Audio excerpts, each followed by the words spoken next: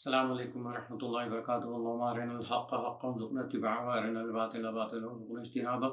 Allahumma ighfir lana warhamna warda 'anna wa taqabbal minna wa adkhilna al-jannata wa najjina min an-nar wa aslih lana sha'nana kullahu.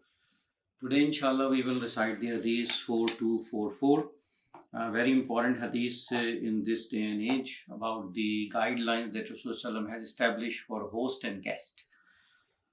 وعن أبي شري الكعبي رضي الله تعالى عنه أن رسول الله صلى الله عليه وسلم قال من كان يؤمن بالله واليوم الآخر فليكرم ضيفه جائزته يوم وليلة وضيافته ثلاثة أيام فما بعد ذلك فهو صدقة ولا يحل له أن يشوي عنده حتى يحرجه متفق عليه.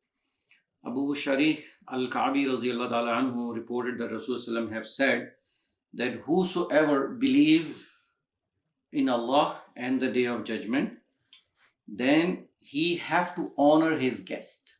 So this is like the order from our beloved messenger that whosoever is truly believing in Allah, then he has to honor his guest.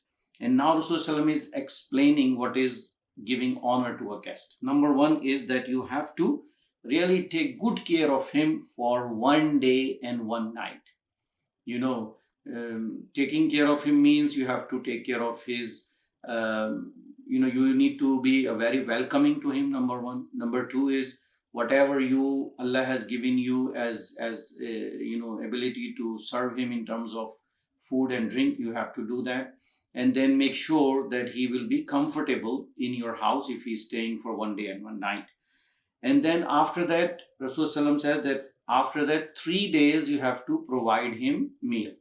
So this is the guideline that our beloved messenger has given for the host.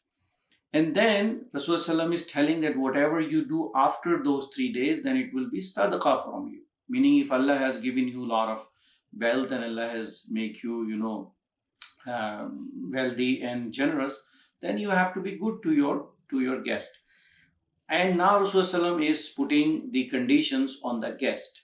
And what he's saying, Rasulullah is saying that it is not halal for a person who is a guest that he become a burden to the host.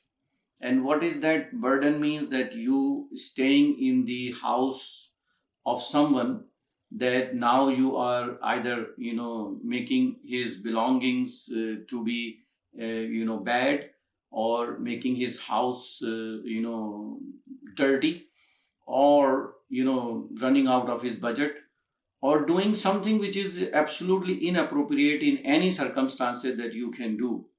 So like you cannot be a guest in a host and you do some kind of any kind of drinking alcohol or using any drugs or doing something which is absolutely prohibited in our beautiful religion. So in this aspect, we have to understand that the relationship between host and the guest is very, very blessed.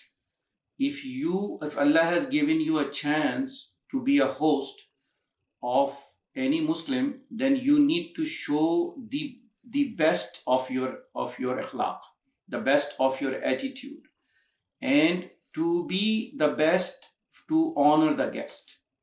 On the other hand, the guest has to be that you can stay 1 day or 2 days, and then you have to make sure that you have something that you can make a plan with your host either before coming to the house, or what is your plan after that. And this has to be practiced in a Muslim society, because being a host and being a guest is blessing to both people. Unfortunately, we are living in Western world, and we have completely sort of abolished this etiquette of Muslim society. People travel from one city to the other city, and they prefer to stay in a hotel than they prefer to stay in a Muslim's house. And also people are such now that they have more importance to their friends than to their actual relatives, which is not the a true essence of our religion. In our religion, we have to start the goodness from your relatives.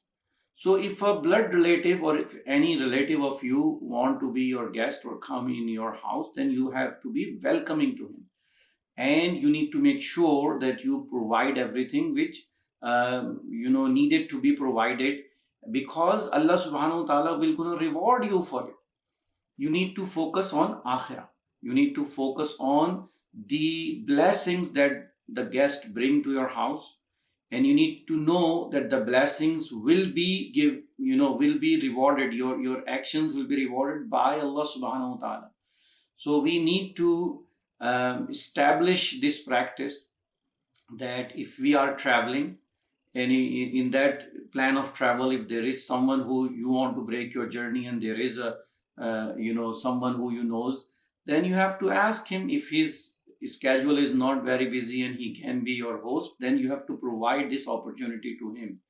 And also this needs to be propagated, that if someone is coming to your house, you need to be welcoming.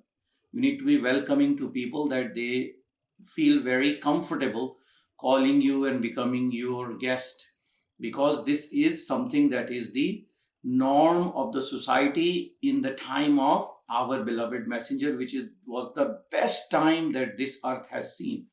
So we need to establish those practices. Wa akhiru da'wana anil hamdulillahi rabbil alamin.